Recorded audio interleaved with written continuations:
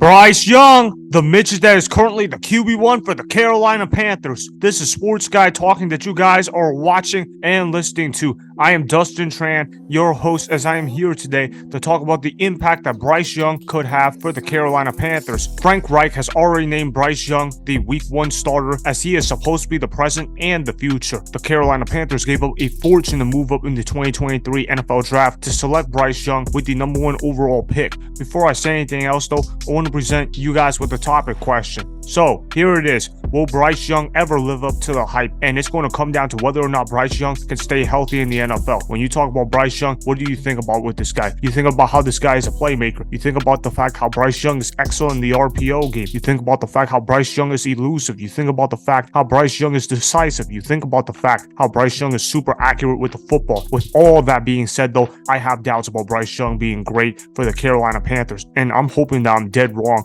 about this take, by the way, because I'm a Carolina Panthers fan. I want to see the Carolina Panthers do well. I'm rooting for Bryce Young to succeed, but I am not that confident that he is going to be successful for the Carolina Panthers. Why do I feel that way, you guys may ask? It's because of the owner, David Tepper. I'm not that confident that David Tepper is a good owner. In fact, I feel like David Tepper might end up being Daniel Snyder of the South minus the sexual allegations. David Tepper has not been a good owner for the Carolina Panthers whatsoever since he purchased the team back in 2018. The year before David Tepper bought the team, the Carolina Panthers went 11-5 and made the playoffs. Since David Tepper bought the team, the Carolina Panthers have never won more than 7 games in one season. I remember under the days of Jerry Richardson, the Carolina Panthers used to get roasted because they were mediocre all the time and that they could not produce back-to-back winning seasons. Well, under David Tepper, we wish that we could end up being a 500 football team, because under David Tepper's stewardship, the Carolina Panthers have not even been an average football team. The Carolina Panthers have been a poorly run organization. And although Bryce Young can play, he is not this generational talent that is going to save an organization from being dysfunctional. He's not in that tier of Trevor Lawrence. He's not in that tier of Joe Burrow. He's not in that tier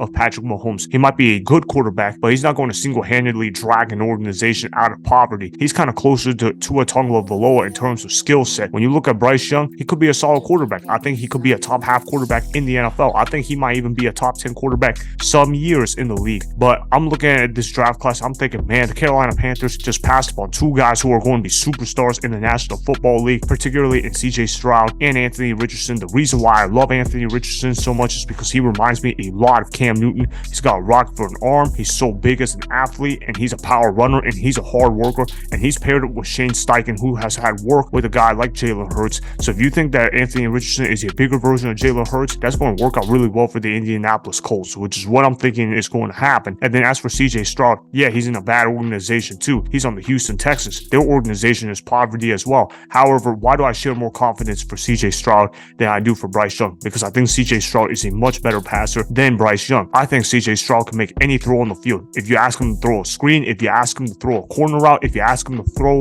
a go route, he can hit all the throws in the playbook. You don't have to limit any plays for CJ Stroud whatsoever. Yeah, he might have rough the first year in Houston, but that's only because they don't have any good receivers whatsoever. I mean, Nico Collins is their number 1 receiver right now in Houston, so CJ Stroud has very little to work with. If CJ Stroud struggles in year 1, I hope people don't go off and say, oh, this guy's a bust, he can't play in the NFL. I'm going to be saying, get him some weapons and let's see what's going to happen. But I think CJ Stroud is going to surprise some people. Now, let me go back to talking about Bryce Young. I think Bryce Young, on the other hand, could be a solid quarterback in the National Football League, but I don't see him being this elite quarterback because there are certain throws that Bryce Young can't make. Bryce Young cannot make certain throws over the middle of the field because of his height, because of the fact that he is so small that he cannot see over his offensive lineman. I went to Panthers training camp yesterday. Me and Bryce Young stood face to face with each other. No, I didn't get his autograph. I didn't have a chance to do so, but I was close by with Bryce Young. I was the same height as Bryce Young. Now, I'm 5'10", just to put things into perspective. Do you really think a guy my size could go ahead and play quarterback? And obviously, I'm not saying that I'm on the same level as Bryce Young, but I'm just saying he is so small out there that it's going to be a problem for him. The height thing might be an issue. It might not be. Maybe Bryce Young can overcome that, but there's also another obstacle that has an issue in this game. You know what his issue is? It's the fact that he is so small. He is weighed only 204 pounds coming into this year's training camp. A guy that weighs that little, he's going to get hit a lot. One hard hit could entirely change the trajectory of a guy's career. Look at RG3 for an example. RG3 was supposed to be this generational talent for the Washington Redskins, and look at what happened. He ended up getting himself injured, and he never recovered. And before somebody say, oh, Daniel Snyder ruined him, Daniel Snyder didn't know what he was doing. And I'm going to say, yeah, that's true. You also look at the coaching staff who was in Washington at that time. He had Mike Shanahan as his head coach, a 2-time Super Bowl champion. He had Kyle Shanahan Shanahan as his offensive coordinator. Now we know Kyle Shanahan as an elite football head coach. He had Mike McDaniel being an offensive assistant as well. He's done work with Tua Tagovailoa. He had Matt LaFleur on that staff as the quarterback's coach as well. And then, of course, they had the magical mind, Sean McVay, as the tight ends coach. RG3 had all those awesome assistants on the offensive end of the field. And guess what happened? RG3 was still a bust because they knew that RG3 had limitations and that the moment RG3 was going to get injured, he was going to lose his natural gifts and he was never able to recover the same. I bring up that example because a lot of people have been telling me, don't be so low on Bryce Young. The Carolina Panthers, they have a really good coaching staff. What I have to say is, yeah, he's got a good coaching staff. The coaching staff won't be the reason why Bryce Young fails, but the reason why Bryce Young will fail to live up to expectations is because of the owner. Because one wrong hit and that owner's going to be saying, hey, Coach Reich, you got to end up playing this guy. We're going to play this guy hurt and then we're going to damage him up even good until he's no longer useful and where he's going to be scared to go outside the pocket to even scramble. I'm thinking about how David Tepper is going to ruin this guy's career, and I'm thinking about how Bryce Young, he already has a lot of limitations to begin with. I think he can succeed in the right system, but I have serious doubts about that. Now, when I look at Bryce Young's game, if he remains healthy, this guy reminds me of a mix of prime Deshaun Watson and prime Russell Wilson. But again, those things have way too many variables in order for it to be truly confident. Deshaun Watson has only won 7 games in his last 3 years in the NFL.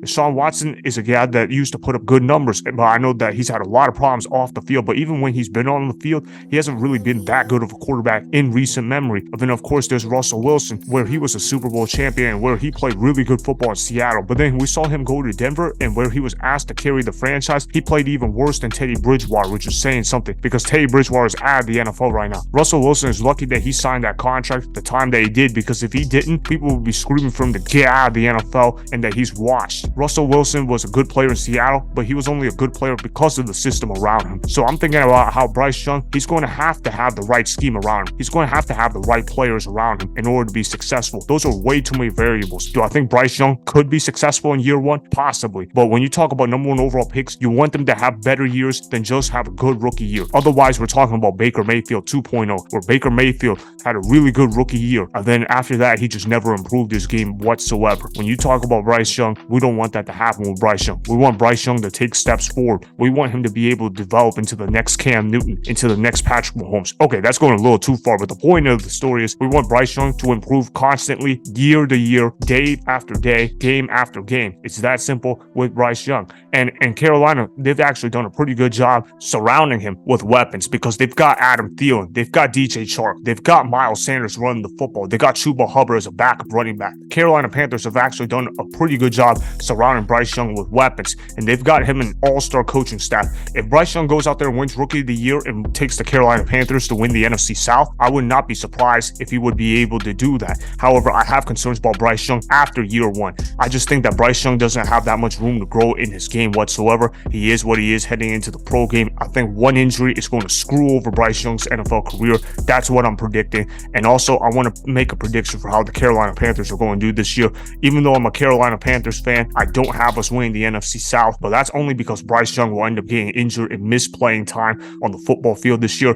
Their backup quarterback this year is Andy Dalton. If the Carolina Panthers have to see Andy Dalton for more than 1 game this year, we are going to be screwed because the Carolina Panthers know that Andy Dalton is washed at this point of his career and that he's really just signed on here to come in as an extra assistant coach for Bryce Young. But as far as playing on the football field, we all know that Andy Dalton can't play anymore and that he hasn't been good since 2015, which is a really long time ago. To put that into perspective, that was when Cam Newton was the freaking MVP. So that's been a really long time ago. The point of the story is this: the Carolina Panthers need Bryce Young to play all the games this year. If Bryce Young starts all 17 games this year, the Carolina Panthers win the NFC South. If not, then I don't believe in the Carolina Panthers winning the NFC South. I'm going to predict that the Carolina Panthers are going to finish the season 8-9, although they will have a strong finish to the year. I think the Panthers are going to win 8 games with the combination of Bryce Young playing most of the games while Andy Dalton will have to start some of the games, but I think Andy Dalton will be the main reason why the Carolina Panthers will be unable to win more than 8 games in the NFC South this season. So that is why Bryce Young will not end up living up to the hype, as injuries will end up getting the best of him. Remember, go ahead and subscribe to Sports Guy Talking. Like the video and please comment down below. If you guys do that, I may shout you guys out in my Instagram story every Monday. That'll be for the @Dustin Tran Instagram account. Make sure to follow me on Instagram @Dustin Tran and @Sports Guy Talking. Also, go follow me on Twitter @Dustin Tran. Again, go ahead and do those things that I just told you guys to go do.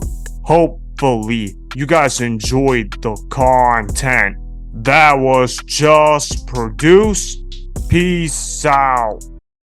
I hope you enjoyed that video. Want more Sports Guy Talking, the home of great sports content?